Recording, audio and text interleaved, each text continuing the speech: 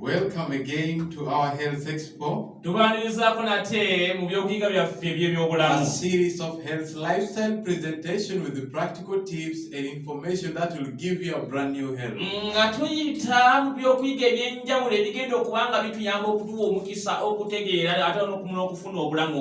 all these series are intended to give you a bright hope of life.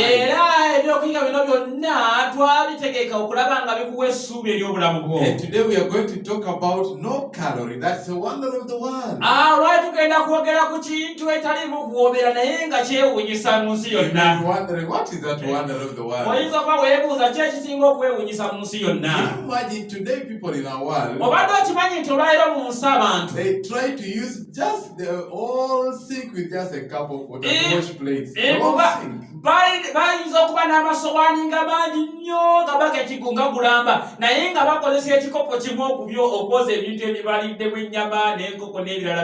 Brother, if I have to ask, can you use really one cup to wash all those dishes? I cannot even try that.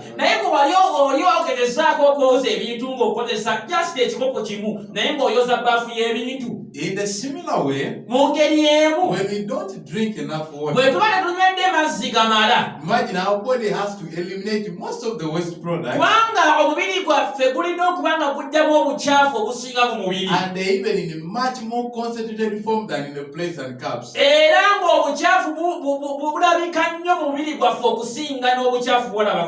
No wonder people today have bad breath and pleasant smelling within the body.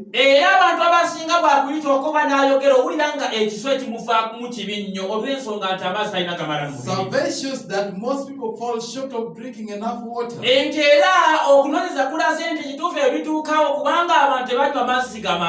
Today people have taken soft drinks as the main beverage.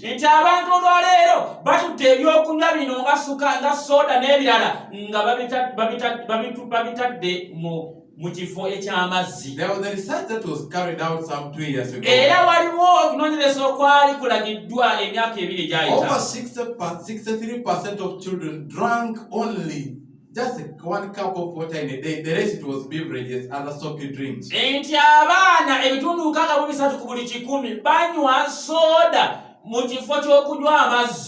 And 33 of others took only 2 cups of water.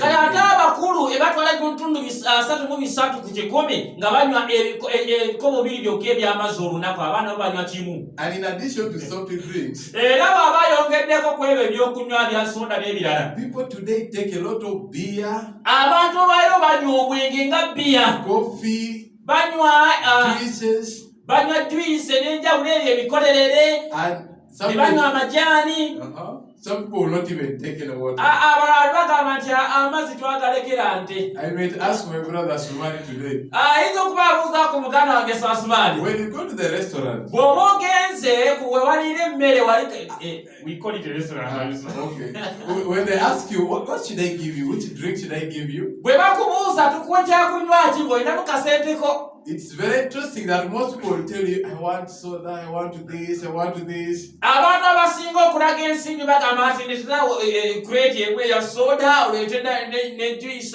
It is worse in the party. You know, in Uganda, what we call it, So they take crates and crates of what of soda, but instead of water. So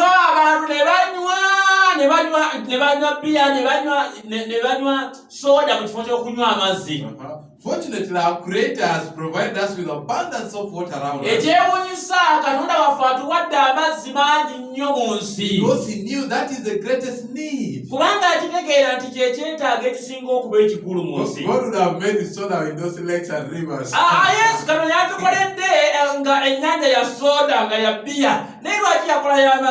When you look at our world, 70% of our earth is just water.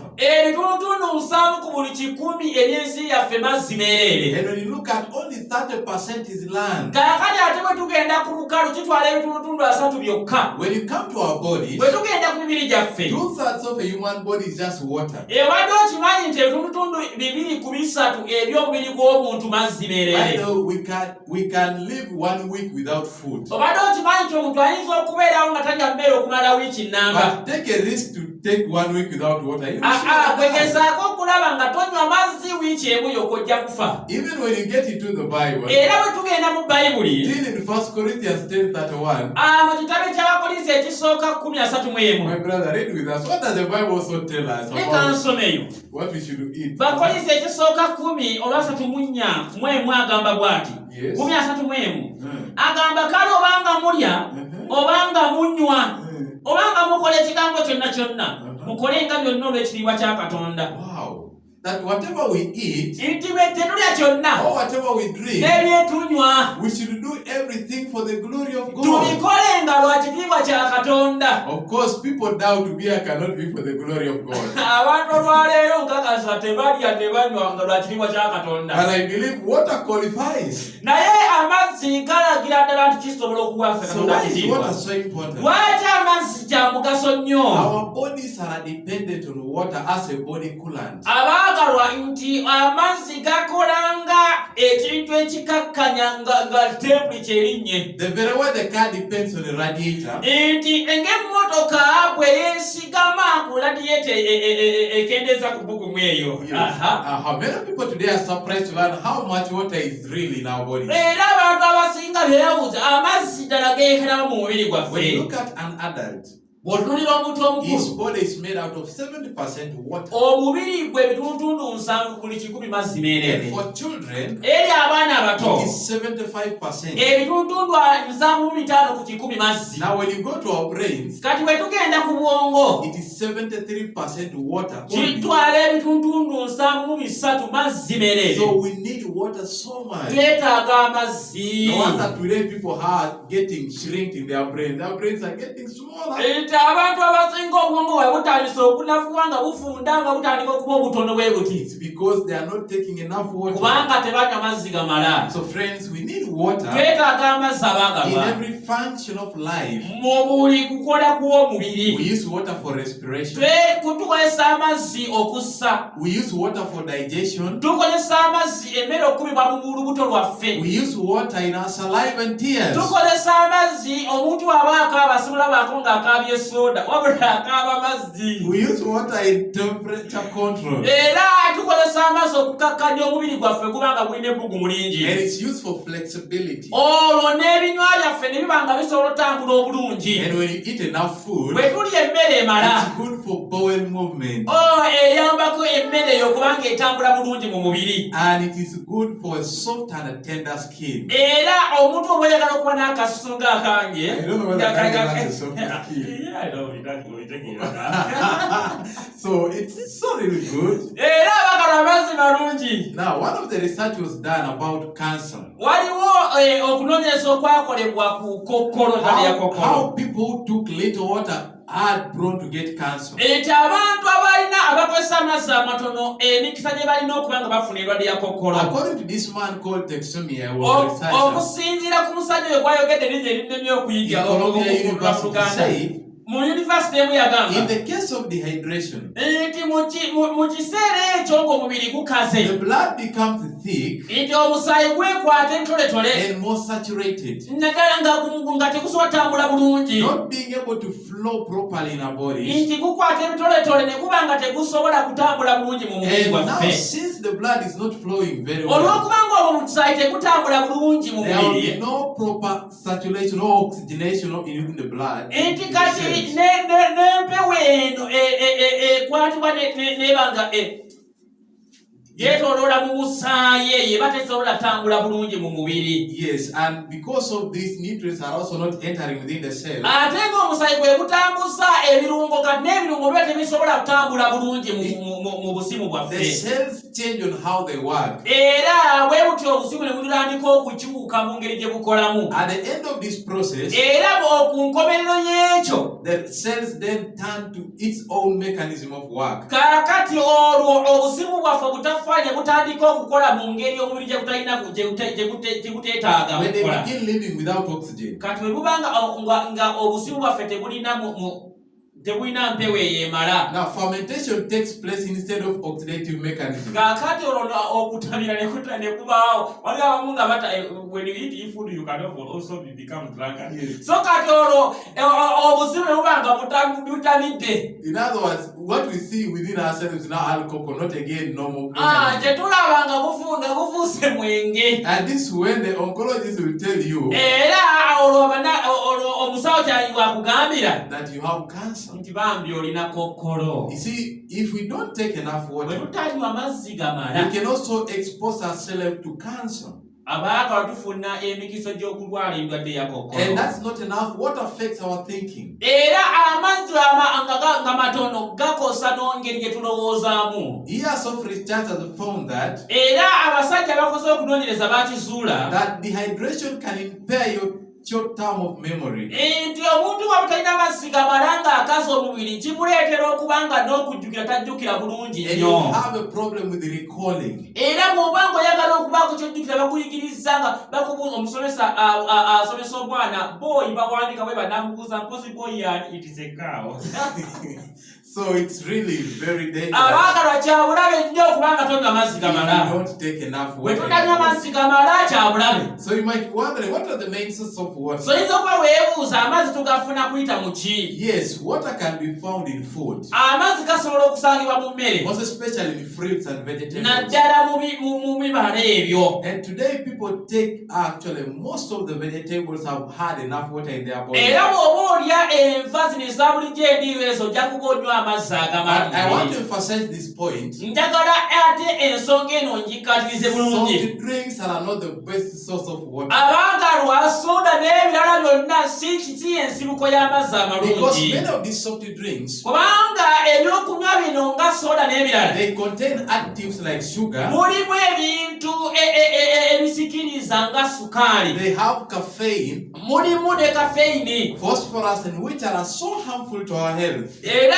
ng'ebintu ebyo bya bulabe ku bulamu bwaffe. I want you to imagine you get a glass of water, Njagala okutema akafaananyi kwata ekikopo kimu eky'amazzi, you mix chemicals, oteekemu zi chemical, then you put 16 spoons of sugar. okwate obujiiko 16 obwa sukaali oteekemu. Brother, would you take that one? Osobola okunywa amazzi ago? Certainly, that's what the manufacturers do. Obadde okimanyi abatukolera soda bwe batyo bwe bakola? And they present you, that's a soft drink. Kibagala nange ekyokunywa kino kokokola kati ng'onywa bulabe. And that's why many of these beverages, Ensonga lwaki ebyokunywa bino when you take them, they increase the secretion of acid within our stomach, bw'obinywa byongera asidi nga kubanga nga mungi nnyo mu lubuto which lwaffe. result to heartburn Egenda owulira omwana mpulira omutima gunjokyerera. and irritation within the stomach ulcers. Kaakati olwo n'afuna ne ulcers And mu by the lubuto. some sodas contain phosphoric acid.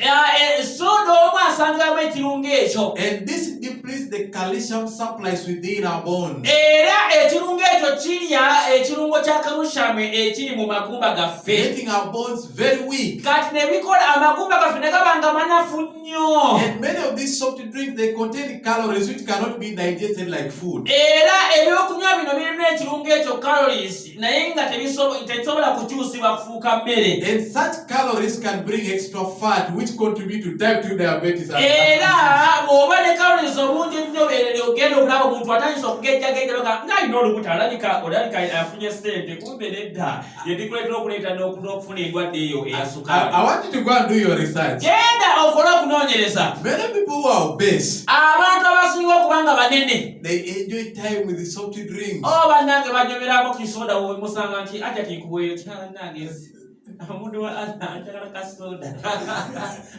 And then they grow until they become shaped. Era bagenda balwakula ne bagejja ogenda okumutululako ng'ali figalesi. But no sugar drinks solve of this problem. Abaagalwa waliwo ekiteekezo okulaba nga tujjawo obuzibu obwo. Despite of having sugar and chemicals, Abaagalwa newankubadde nga tulina sukaali n'ebiragalalagala, these beverages they have added again some concentrated chemicals nti ate ebyokunywa bino balina bye bataddemu ebirala bingi They nnyo. add color, Bateekamu langi, some flavor, ne bateekamu ebisikiriza, and other preservations, n'ebyo ebireetera omwenge oba soda oyo kubanga tayonooneka mangu, and which are very dangerous naye for nga us. bya bulabe nnyo ku bulamu bwaffe. One recent study showed Waliwo abannasayansi abaawandika ne bagamba the increase of most of the illnesses today nti olw'okuba abantu olwaleero balwadde endwadde nga tebawona, is because of taking many sweetened nti drinks. kubanga tunywa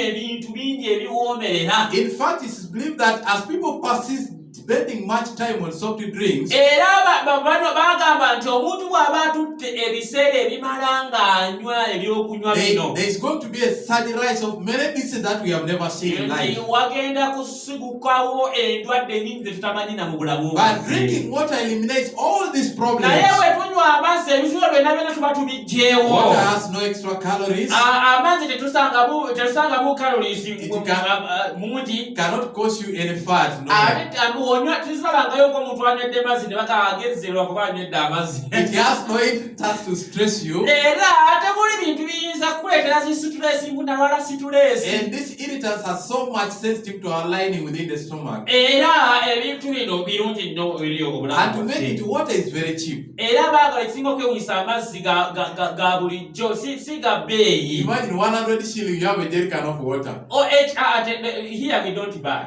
Actually, we get Tulina amazzi free. buli wamu wonna. And people in Butem are blessed, brother. Bannange abantu ab'omubutebu tubeebaza ate n'abasiraamu bakikolako ekyo.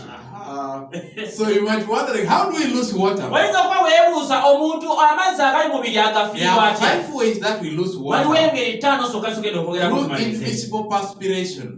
Bw'abanga mu kusoba mu kutuuyana, bw'aba atuuyana amazzi gamuvaamu. Yes, and sometimes through visible sweating. Era waliwo omuntu atuyana nga tolaba amazzi gamuvaamu, As ate you- n'olaba n'amazzi nga gali ku As mubiri. you respire, you're losing water. Era bw'oba ossa era ofiirwa amazzi. Actually, as my brother is talking, you're losing a lot of water. Waliwo yagamba nti I lose like 1 cup of water. Imagine after every peak of 130 minutes, you're losing a cup of So water. mba nfiirwa amazzi we mba njogera. And through kidney, we lose water. Era n'okuyita mu nsigo tufiirwa That amazzi is through our urine. nga oba ogenda okufuka. By the way, it is estimated Era kiragibwa that we lose 180 quarts of water in a day through urine.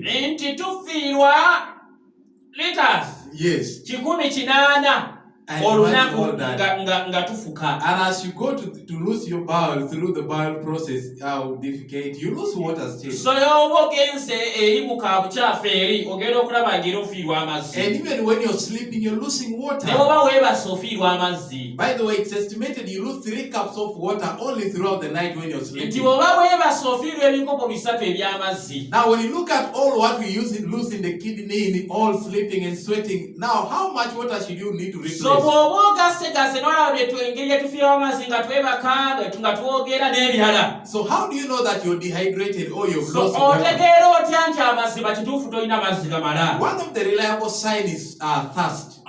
Ekimu ku kasimu akalaga nti kituufu tolina mazzi gamala kwe kuwulira ennyonta ng'ekulumirira buli ddakiika. Thirst is a sign of dehydration. Ennyonta okuluma kabonero akalaga nti tolina mazzi. Then the other thing is urine. Kaakati ekirala gwe musulo. When you look at the color in your urine, Bw'oba ogenze okufuka mu kyotiko n'olaba langi y'omusulo gwo, if it's so much concentrated with maybe pale yellow, bw'ogiraba nga langi eyagala kufaanana ng'eya yero, yes, just know that you're getting omanya dehydrated. mumanya nti oyinza okuba nga And olina amazzi. sometimes it gives a bad smell, bad odor. Era bw'ogenda okufuka ojja kwesanga nga omusulo gwo guwunya. This should be a warning that you're getting dehydrated. Abaagala okuba kulabula nga omubiri gukutegeeza nti owaayo tolina mazzi. So get on water until that urine clears. So olina okunywa amazzi agamala bw'ogenda okufuka omusulo gube nga gulinga And mazzi. other signs is headache.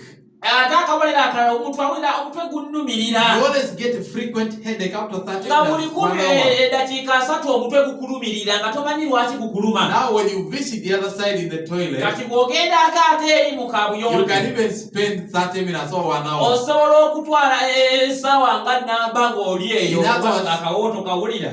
Some people told me that you can even go with a stick. Abamu bagenda n'omuggo bati yeesigameko kuba awulira ng'ebigere bikooye. Now that is constipation. Kitegeeza nti otosobola fuluma bulungi. And sometimes when you get fatigued, era bw'owulira ng'omubiri gwo gulinga ogukoye naye nga tolina ky'okoze. you wake up in the morning, you feel like not doing anything. N'okeera ku makya ng'owulira tolina kyoyagala kukola kintu You kyonna. feel tired throughout the day. Owulira ng'okooye olunaku lwonna. Just take enough water, you're dehydrated. Nywa amazzi agamala tolina mazzi. Then always when you look at your skin, bw'oba otuulidde omubiri gwo it's olususu, always a dry skin. ojja kulaba nga gulina engeri gye gwetamu nga vvuufu noga yasuze mu vvu. Even if you put the best jelly of Mobit, ne bwe weesiga ebizigo ebingi ekyo it dries off. era gukala. It seems the skin absorbs the oil back. Gulinga omubiri ogulina oba ekibuga ekinywa ekirya ebizigo. For me, I don't spend much money in oils.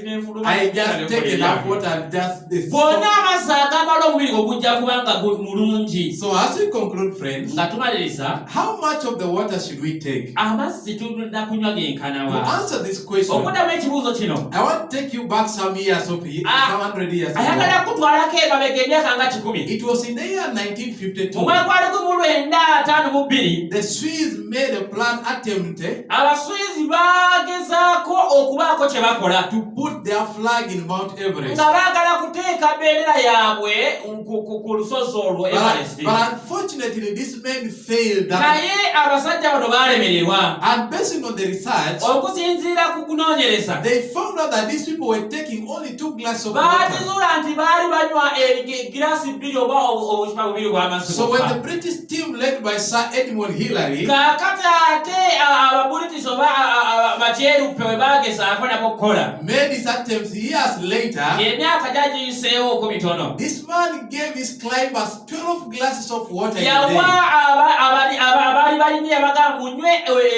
giraasi 12 And what ez'amazzi. was the result? era kyekyavaamu, They succeeded in planting their first flag on top of the highest peak of Mount era be Everest. baasooka okuteeka bendera ku lusozi So olwo. what was the difference between the defeat and victory?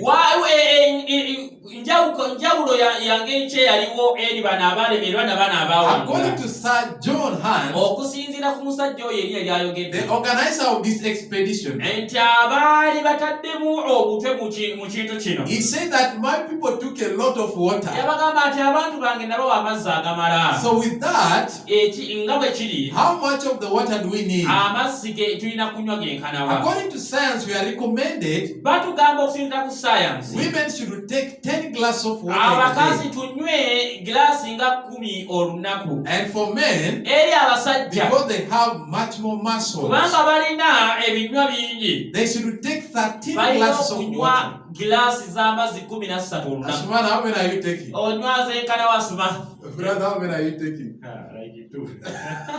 You should improve Yes, so that you have a very good health. really. Wow. So we ought to take at least 13 glasses of water Abantu a day. tulina okunywa giraasi nga 13. And how can you do this? Era kikola otya? Start with the 2 or 4 glasses in the Tandika ne morning. giraasi nga 2 oba 4 ku When you makya. get into your work, Bw'ogenda mu ofiisi yo, have a glass of water in baako it. ne kaboota ak'abazungu As you're onywako. doing, you keep zipping it.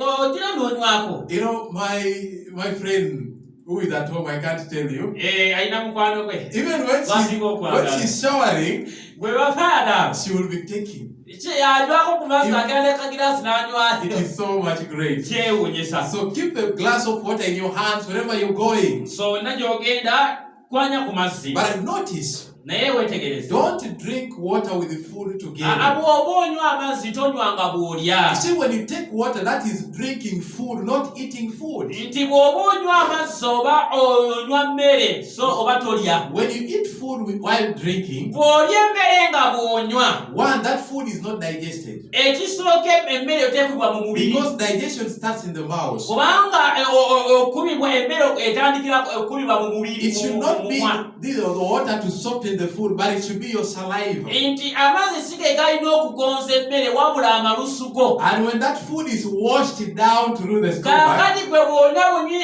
emmere n'eyozebwa n'egenda bugenzi mu that lubuto. food food take longer to be digested. emmere eyo etwala ebbanga eriwera okubanga ekubibwa. And to make it worse, when you take with very cold water, Kaakati ate okukisussaawo bw'onywa amazzi agannyogoga ennyo nga bw'olya. the body has to first heat up that water so that it can be absorbed. Kaakati omubiri gulina okusooka ne gukuma ebbugumu amazzi gano okubanga And that gabuguma. food takes more than 6 hours. Kaakati eyo emmere n'etwala essaawa nga 6. And when it stays long in our bodies, Kati ate bw'erwawo mu mubiri that food ferments. evunda. And when it ferments, it mixes with some of the chemicals within the stomach, Kaakati bw'evunda yeegatta n'ebirungo ebirala mu mubiri. forming a very dangerous acid called oleic acid. Kaakati n'ekola asidi oyo gwayise n'oleic It acid affects your brain, nga obwongo bubulwala. affects your stomach, N'olubuto nalwo ne tandika and okubanga even your lufuna liver. obuzibu n'ekibungu. and that's the greatest cause of hepatitis B. Era kyekifaako abantu okulwala endwadde eyo eya hepatitis. So I encourage you, don't take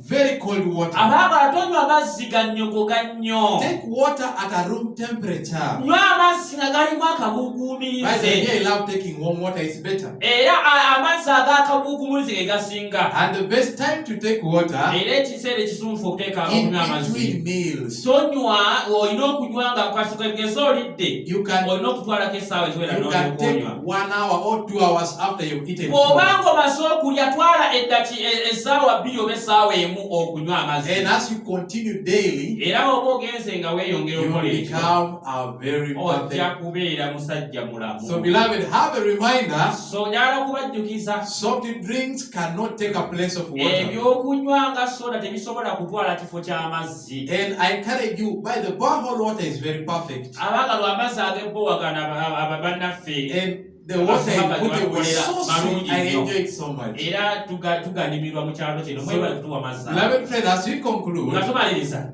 even God ne Katonda invites us in the book of Revelation chapter 20 atuyita mu verse 17. kubikulu 22:17 He says, come, agamba nti mujje, let him that is thirst come. leka oyo alina ennyonta ajje, And whosoever who desires, let him take the water of life free. n'ayagala ajje atwale amazzi ag'obulamu buwa. Beloved friend, Abaagalwa, next time if someone asks you, omuntu bw'akubuuzanga olunaku lumu and a drink, nti nkuweeyo ekyokunywa tell kyonna, them yes, a glass of water. mpa ku mazzi ago nnyo. Not Coca-Cola. Nekugamba, si soda. I'm not campaigning Coca-Cola. Tetuli kuba kampani ya Coca-Cola, I'm nedda. simply telling you the best is Naye water. tukulaze ekisinga May God bless you all as we enjoy the wonder of the world. nga mwongera okunywa Yes, ekyewunyisa ekyensi. Do you have anything sweet to tell me? Leka tusooke tulabe Asuma ayinza okuba ayina kyatugamba, leke tugende bulagulabe. All right, brother. Thank you so much. Tweyansiza nnyo. May God bless you. Mukama batuweere omukisa. Tulicho bezi sakwano ne wale okulora bende yamu gwa muzedizimba omuziki wala nebisanyusa fuliriza